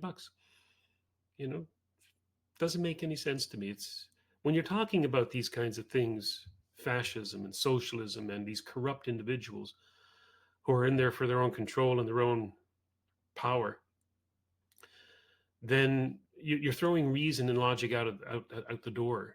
And it's hard for you and I as reasonable men to look at this and say, what should we do with these people? This makes no sense to us, especially when you have a culture that doesn't even know how the dollar bill even came to be and what it represented and what real wealth is and what's the difference between currency and money. So there's a huge education process that goes all the way back to education again, doesn't it? I might be playing fast and loose with the stats here, but I believe 20% of the population is currently employed by the government, and another, let's say 30%, are somehow indirectly employed. Either they're on a government dole or they're getting a government contract. How do we break that cycle? How do we go to people and say we're going to destroy your livelihood in the pursuit of liberty? That's the thing, is that we're all suckered in, right? Now, how do you get rid of that 20%? Well, obviously, we need some government, but 20%, 1 in 5 working Canadians working for the government. And I use that word loosely, working. I don't know what they're doing because we did it a lot easier with a lot less people before. I've seen government cabinets rise. I noticed this back in the 70s, especially. You had a premier come into power or a prime minister, and then they'd have their photo with all their cabinet ministers. And you'd have maybe 7, 8, 9 ministers. Okay. Now you've got like 40 or more. You have ministers for stupid things like women's issues or gender issues and stuff like that. Or it just, I saw the development of that corruption, political and philosophic corruption of our society over, a number of decades. And it was a trend of cabinet ministers. It was really strange to watch too. Why do we need that when? Why do we need this minister now when we didn't need him before? Answer me that one. You know. On the issue of absurd ministries, there's been two developments. So yesterday, Minister Clown Shoes, the guy with the big sneakers on and his bow tie, he comes out and he was talking in a very condescending manner about Canadian parents. Like he was mocking them. He's like, "All these Canadians, they're getting in their car and trapping their children in there for 9 days on a road trip. All the while they're contributing to the destruction of the planet. This whole climate agenda." So that was one thing. And then the other thing is they've had these like menstruating menstrual bracelets or whatever. So the people are suffering. And these clowns, these absolute clowns, they're going to a marketing company and the company's like, "Hey, guys, do this. Trust me, it's gonna totally work." Like how do the people, how do they tolerate this? I think it's a testament to our own society that a lot of people just don't buy it. A lot of people see it for what it is, but they've come to realize that this is the type of buffoonery we've come to expect from our parliamentarians. They realize that it is nonsense. Um, I know that from talking to neighbors, that they think that all of this type of stuff is nonsense, but they accept it, just like, oh well, that's the Liberals, that's the Canadian government, that's the way it is. They couldn't tell you what they mean by all of these things, but yeah, these ministries of silly walks that we've got, just absolute pure nonsense. People put up with it, I guess, because they have to. Parliament is supreme, remember, in this country. The people are not. So, but it will fail. I mean, how can you have these stupid ministries? If you look at 100 years from now, at least that ministry going to be there. They change their names. Some people may come in and may drop off, whatever, and the society becomes this amorphous mass heading in a direction, of dissolution in the future. So what we do today is going to be absolutely useless, or maybe it may be a source of comedy for the future. I don't know. Yeah, I like the way you described him, the clown. That's what he is. I wanted to briefly go over the budget that was recently released. We're at like 2.5 trillion GDP, 1.5 trillion federal debt. Our budget is for the year is over 500 billion, and the interest on the loans to finance the debt is 50 billion a year. And then alongside that, we have record numbers of Canadians leaving the country. So if you have productive people leaving because they're just sick and tired of all this socialism, and then you have socialism that's increasing, you're spending more money, at what point, like something's got to give. What's going to happen to Canada in 50 years or in 20 years?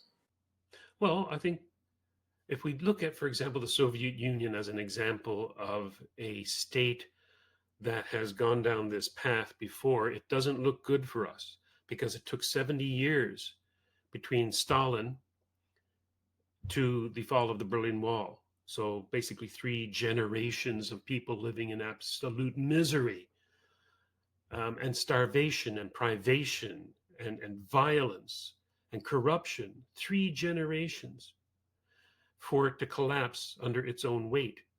And that was only because there was a few people at the top, with the Gorbachevs and the who was Solidarność in Gdansk, Poland, Lech Walesa, people of that nature, right? Individuals at the top who decided that enough is enough. And then when it collapsed, it was a huge sigh of relief, and everybody on both sides celebrated. The same people who would have killed for their Russian leader or their Ceausescu, um, celebrated the fact that they were dead now. Yeah, we killed Ceausescu. We took him and his wife out the back and we shot him. End of story. Let's get on with our lives. I think that's how that society ended. It collapsed under its own weight until finally some people got to the top and said enough is enough. We've got a long way to go before that happens, I'm afraid. I think Everybody in our culture relies on the government to such a great extent, and they have been bamboozled by the media to such a great extent that it only will require a great long period of poverty before we wisen up. I hope not, but there's word now. I mean, it's a bit of a digression from your theme, but look at what they did. People should look into my videos with Salim Ensar on the Ukraine situation and the special military operation that Russia went into.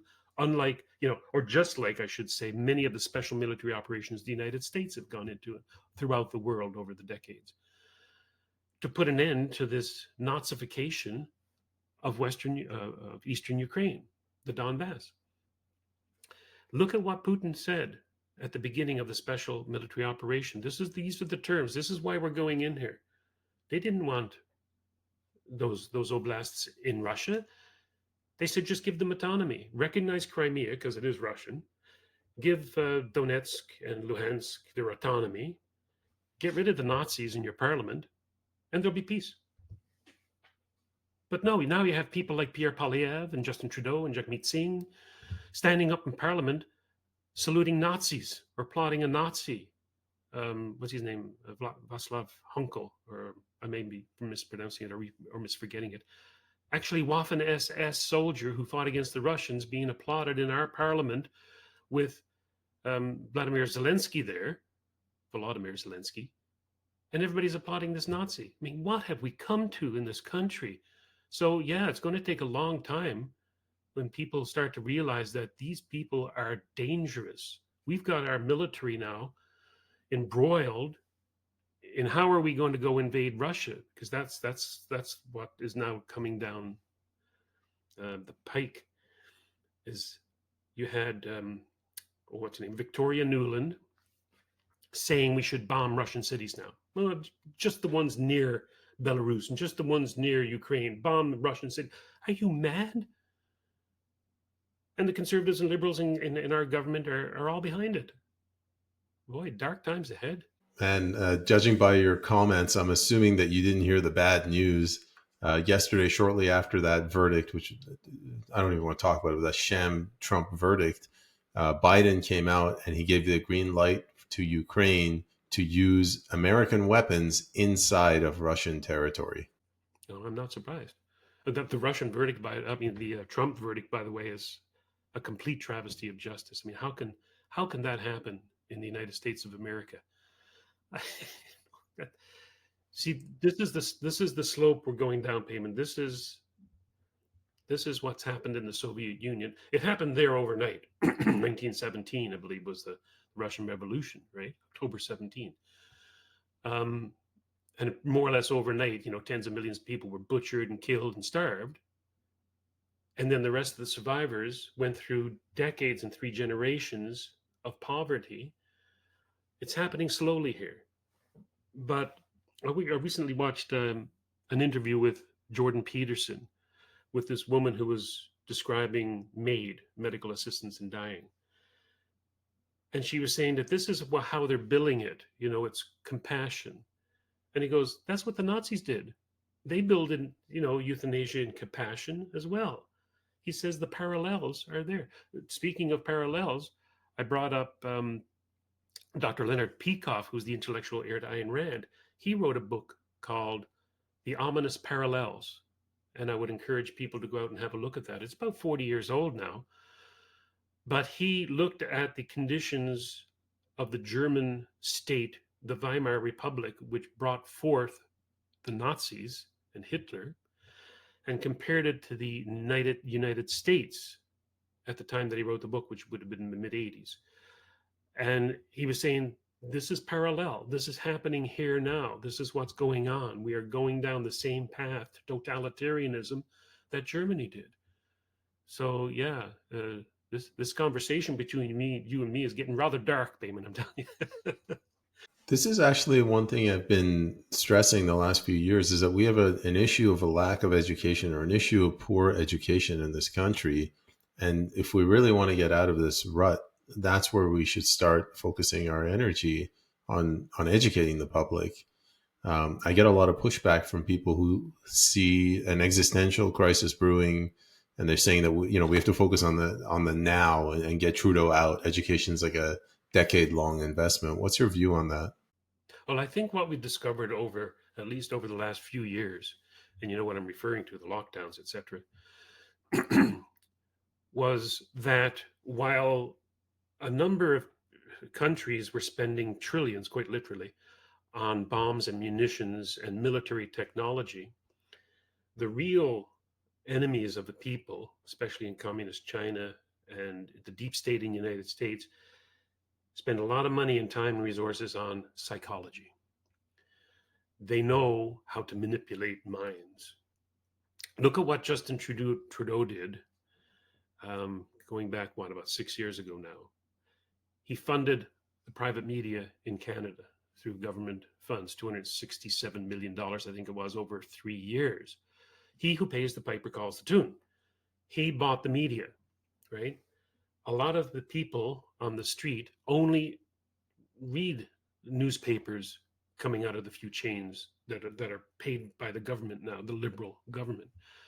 A lot of people on the street only get their news from the CBC and the CTV and Global. A lot of people only get their news from the established media, which are paid by the state. It's rare that people will watch this particular conversation. Very few people know who Jordan Peterson is. Very few people know who Maxime Bernier is, because the established media have been bought and paid for to either demonize them or ignore them. So I don't blame the person on the street for their lack of knowledge, their ignorance. In a sense, I do, because they have a moral duty and responsibility to make sure that they're informed and not to take things at face value when it's been told to them by some broadcaster in beautifully coiffured hair and made up to look like a 10.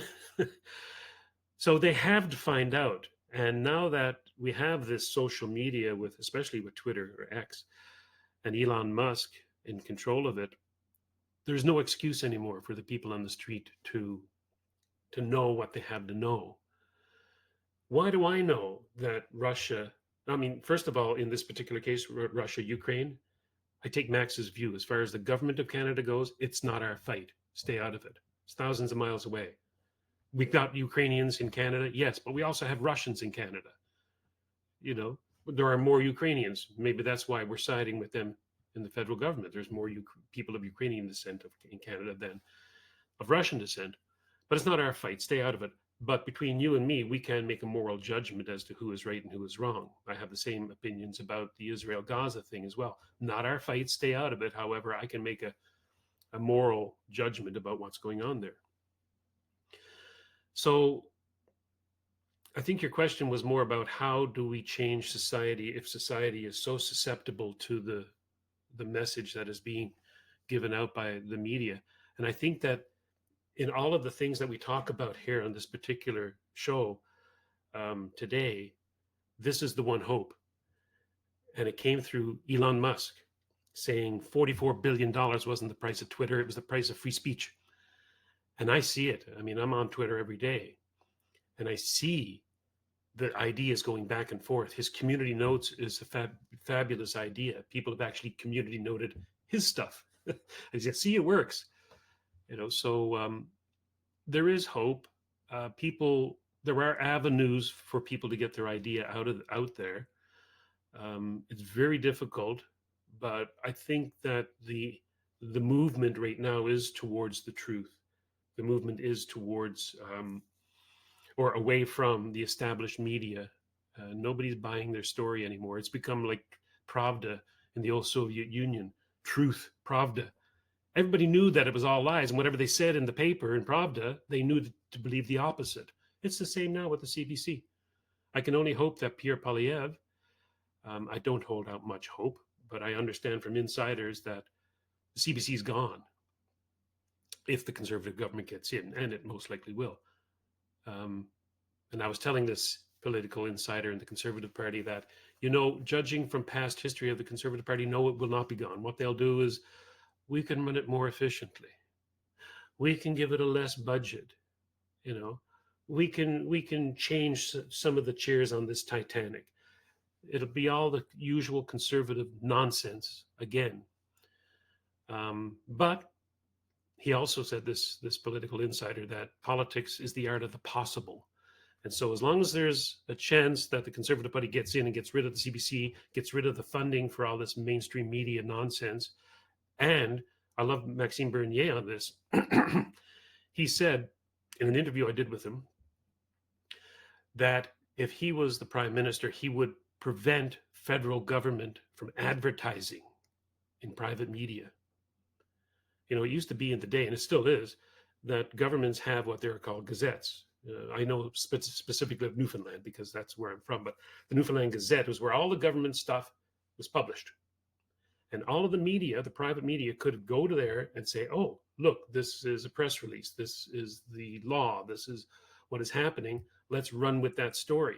But no, what do we have now? We have a federal government and provincial and municipal and all the different levels of government giving money to the newspapers and the TV for ad spots to the tune of billions and billions of dollars to push the government's changes. This is the new law. This is a tender for this contract, right? All of it can be done in-house with the Gazette. And especially now with social media, the government's word gets out without private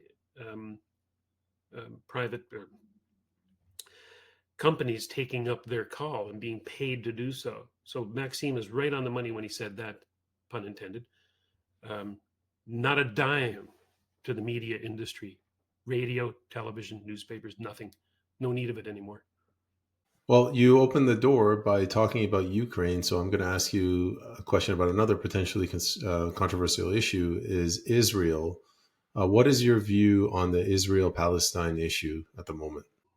It's so complex an issue, but I can take a couple of points. I did a lot of videos with Salim Ansar, a good friend, who's educated me to no end on the establishment of Israel, about the geopolitical situation that's going on there. And in many respects, he and I disagree on this, but I think Israel has a right to defend itself, regardless of what happened to establish Israel as a state, regardless of the perfidy of the United Kingdom, which allowed for the establishment of Israel. It exists.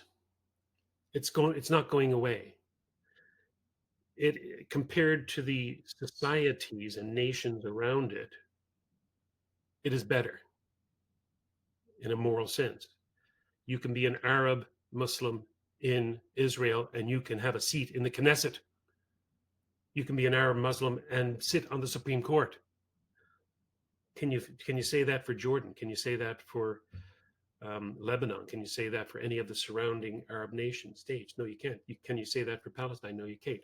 So when it comes down to, if I was to say my support goes to one or the other, my support goes to the notion, the idea of the Israeli state, right? Versus the other notions of the Arab states. It gets really muddy, especially if you talk about personalities like Benjamin Netanyahu. And the fact that October 7th, I have no proof of this, but I suspect, like many others, it was allowed to happen by the Israeli state, the Israeli deep state perhaps, and by Benjamin Netanyahu as a means to an end. That being said, Hamas is a despicable terrorist organization and has to be obliterated. Every one of them.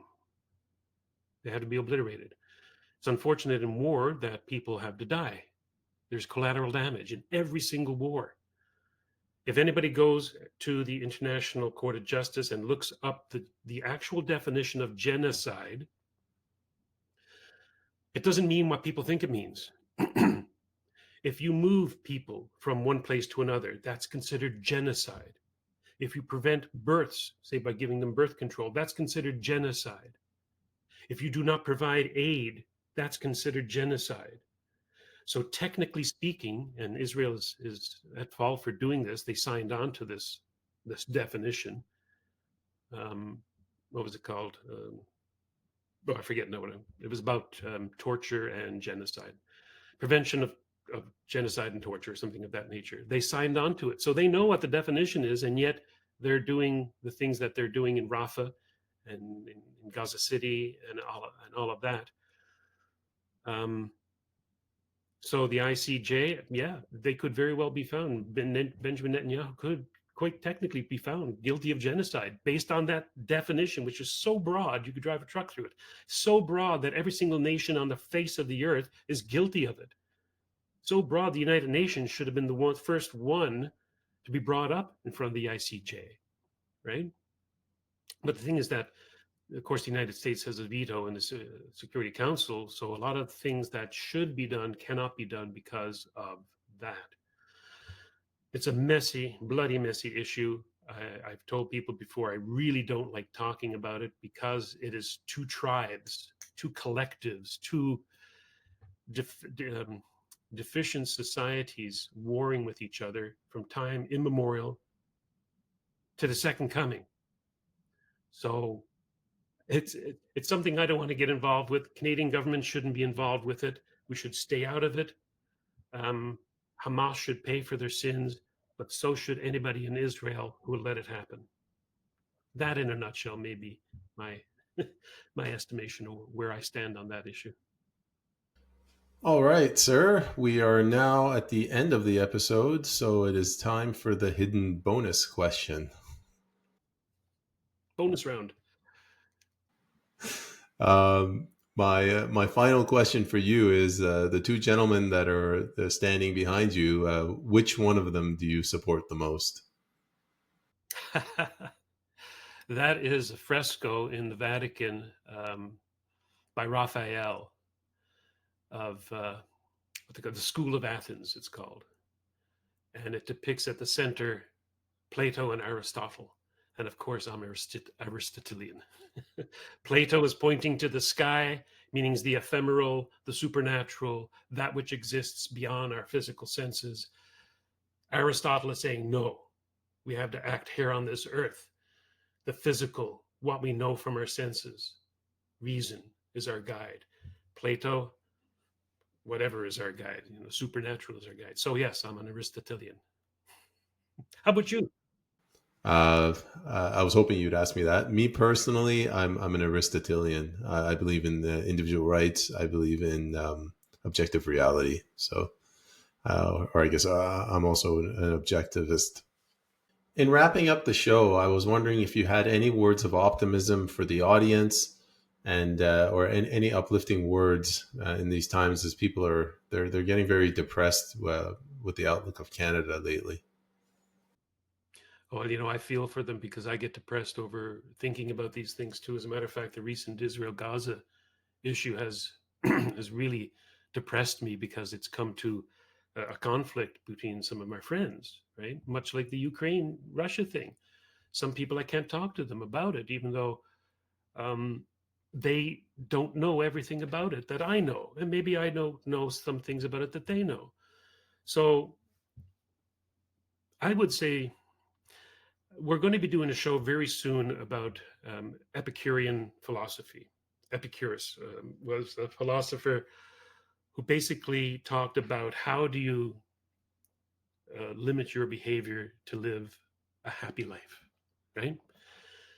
And I think that people still have to start with themselves, feel happy that they're alive, feel happy that they can be prosperous, and take solace in the fact they do have family and friends and live in a relatively, historically speaking, free country, educate themselves, speak out when it's called for, and do the right thing. That's all anybody can ask anybody to do, right?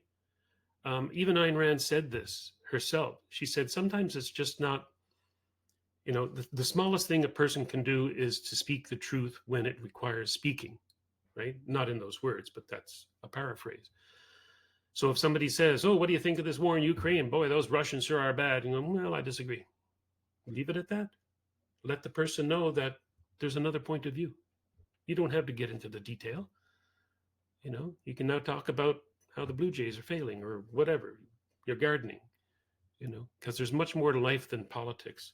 Though, as my friend Bob Metz would say, you may not be interested in politics, but politics is interested in you. So you should know about it, but don't dwell on it too much that you lose sight of the little things. Mr. Vaughan, is there anywhere that people can go to learn more about you? How can they follow you on social media? And how can they tune into your radio show? Oh, well, justrightmedia.org would have links to all of my videos and to the radio shows that I've been on with my good friend and co host, Robert Metz. Um, Also, I'm on Twitter at RB Vaughan, VAUGHAN. All my videos are on Rumble. Most of them are on YouTube, BitChute, and Odyssey under Just Right Media, one word. So there you will find a lot about me and what I've done. Oh, and I have a Substack. I have a Substack too. I think it would be Robert Vaughan at Substack.com or .substack.com, but you can go there as well. Sorry to interrupt you.